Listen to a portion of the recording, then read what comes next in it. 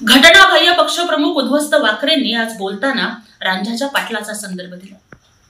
एका मायमाऊलीच्या अब्रूवरती हात घातला म्हणून माझ्या शिवबानं रांझाच्या पाटलाचे हातपाय तोडून त्याचा चौरंगा करण्याची शिक्षा दिली। याला म्हणतात छत्रपती शासन। आज मला उद्ध्वस्त वाकरेंना, घटनाबाह्य पक्षप्रमुख उद्ध्वस्त वाकरेंना जाहीर सवाल विचारायचा आहे। मग दिशा सालियांसारख्या एका मध्यमवर्गीय घरातल्या होतकरू मुलीवरती अत्याचार करून तिची हत्या करणाऱ्यांचं करायचं का रांझाचा पाटील? द्यायचं का त्यांना छत्रपती शासन दिशाच्या मारेकऱ्यांना? अहो, जेव्हा मराठा समाजाचे मोर्चे निघालेले होते त्यावेळेस त्या मूक मोर्चांना मुका मोर्चा म्हणून हेटाळणी करत माझ्या मराठा समाजातल्या आया बहिणींची चेष्टा करणाऱ्यांना कुठलं शासन करायचं? सपना पाटकर ही सुद्धा महिलाच होती ना।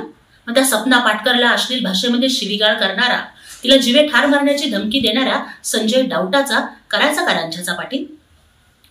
कंगना राणावतचं घर तोडणाऱ्या, फक्त हनुमान चालीसा म्हटली म्हणून देशद्रोहाचा गुन्हा दाखल करून नवनीत राणांना तुरुंगात टाकणाऱ्या या सगळ्यांचं काय करायचं याचं उत्तर उद्ध्वस्त वाकरेंनी द्यावं आणि महिलांना त्रास देणाऱ्या या सगळ्याच लोकांना छत्रपती शासन करायचं का हे त्यांनी सांगावं।